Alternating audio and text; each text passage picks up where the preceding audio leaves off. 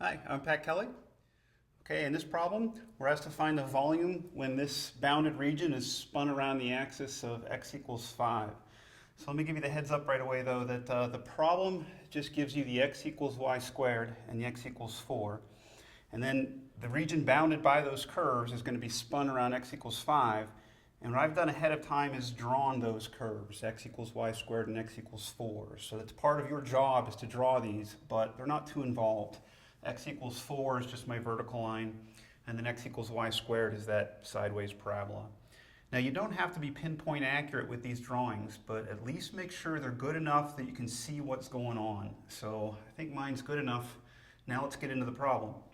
If we're asked to find the volume, what we've been learning is this disk washer method. I'd really like to start with the formula. In order to even set up the formula correctly, I want to decide a couple of things. One, am I integrating with respect to x or with respect to y? And another thing I need to decide is if it's a disk or a washer method. So I get the answer to each of those questions from my drawing. That's why the drawing needs to be good enough, is that when I come to the drawing, I need to be able to see a couple of things. And what I'll be able to see here is if I'm doing a disk washer problem, I like to draw the representative rectangle, and it needs to be perpendicular to your axis of revolution. So if we're spinning around x equals 5, let's draw a horizontal representative rectangle. And from that representative rectangle, I can then decide, am I integrating with respect to x or with respect to y? I can make that decision based on the thickness of the rectangle. The thickness of your rectangle, and whatever variable that's along, that's the variable with which you're integrating with respect to. So we're going to do it with respect to y.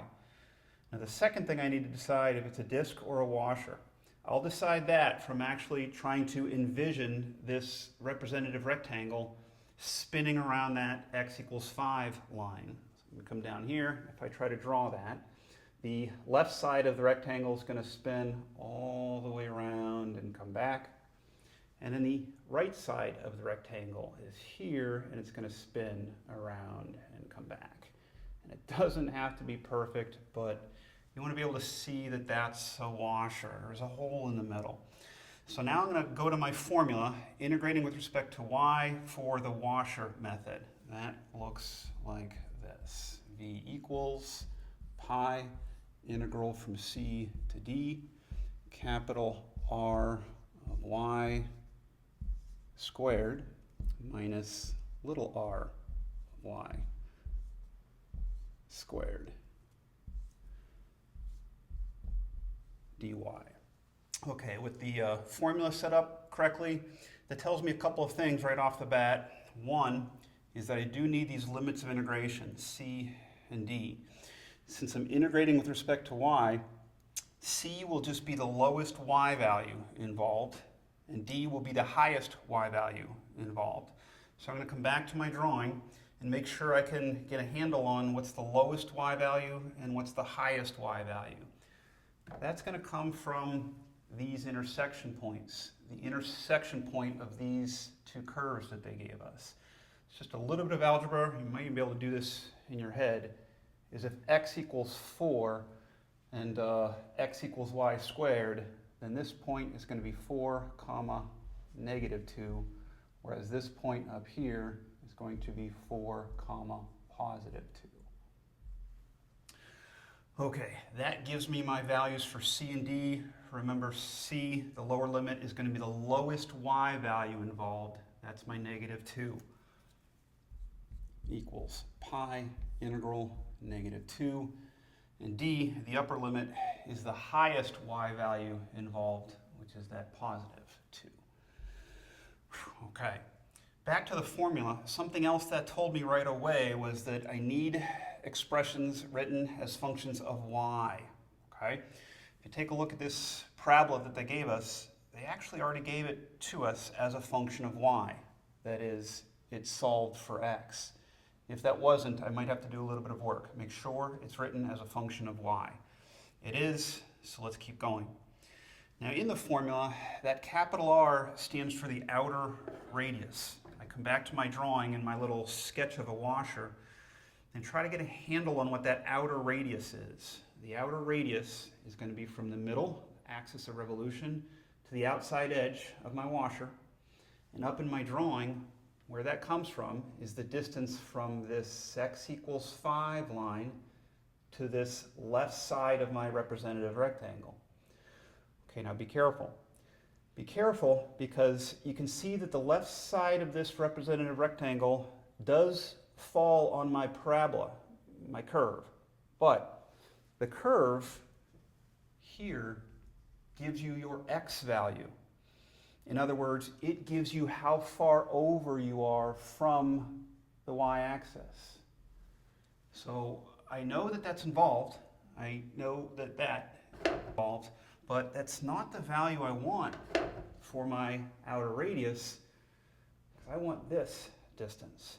So the way that I'm going to overcome that is realize that x equals 5 is giving you this distance from here all the way over to there.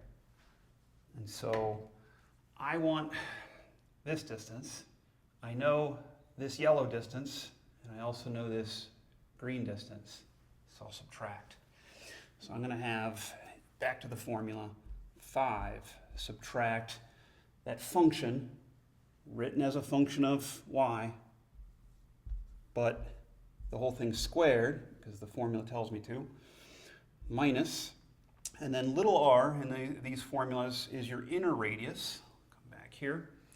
Inner radius is just going to be from the very center of the washer to that inner rim. Come up to my drawing and see where that came from.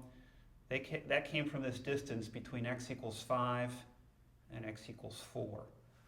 So that will be 5 minus 4, parentheses squared. Let's put all of that inside square braces for the integrand. Okay, there. That's the setup for this problem and probably the harder part of this problem. From here on out, we'll just do a little bit of algebra and a little bit of calculus. My algebra is just going to be to clean this up before I do any integration. Pi still, integral from -2 to 2 still. Let me do some algebra on the fly. I'm going to FOIL. So 5 times 5 will be 25, but I'm also going to have 5 minus 4, which is 1, squared, which is 1. So I'm looking at 25 take away 1. Still foiling in my head. That's going to be a minus 10y squared for the O and the I. And then finally, plus y to the 4th for the L in FOIL.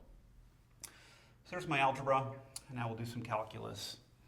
Equals pi still.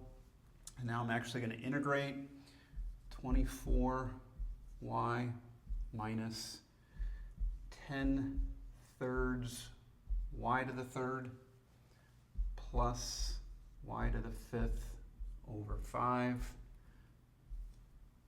That's all a definite integral from -2 to 2.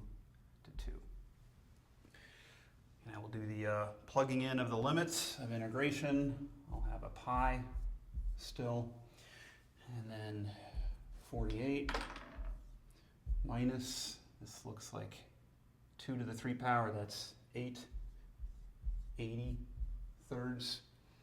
plus 2 to the 5th power, 32 fifths. And that's all from plugging in the upper limit. Subtract what happens when we plug in the lower limit. So plugging in a -2, that'll be a -48. -8 multiplied by a -10 looks like a plus 80 thirds.